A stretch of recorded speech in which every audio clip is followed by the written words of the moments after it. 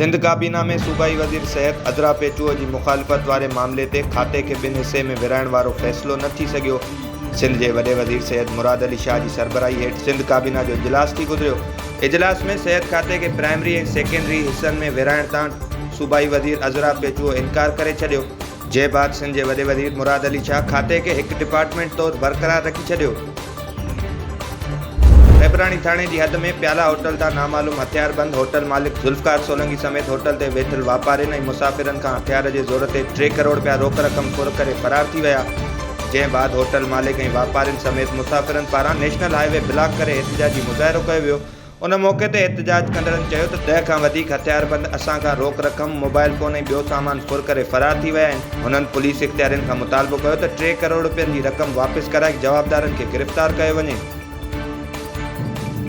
मुरीदशाख जे कचे वारे इलाइक़े में गुज़रियल राति अगवा थींदड़ मुग़विन के बाज़ियाब करण लाइ खुंबड़ा पुलिस की कार्रवाई। पुलिस इख़्तियारियुनि पारां मुग़विन के बाज़ियाब करण लाइ मुख़्तलिफ़ थाणनि तां पुलिस अटाला तलब कया विया।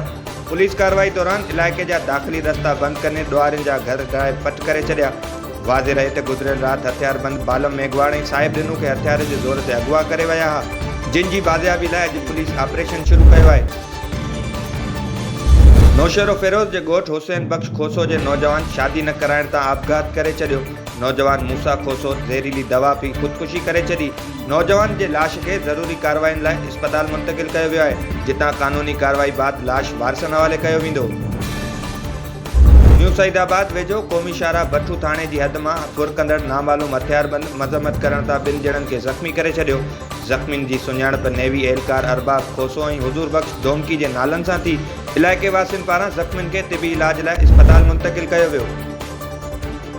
सिंध जे मुख़्तलिफ़ ज़िलनि में बुगिया बिरादरी जी हलंदड़ तकरार जे ख़ात्मे लाइ सरदार हिज़्बुल्लाह बुगियो जी रिहाइशगाह ते बुगिया बिरादरी जो मेड़ाको कोठायो वियो। तक़रीब दौरान सरदार हिज़्बुल्लाह भुट्टो जी अॻुवाणी में बुगिया अमन कमेटी जोड़ी वई।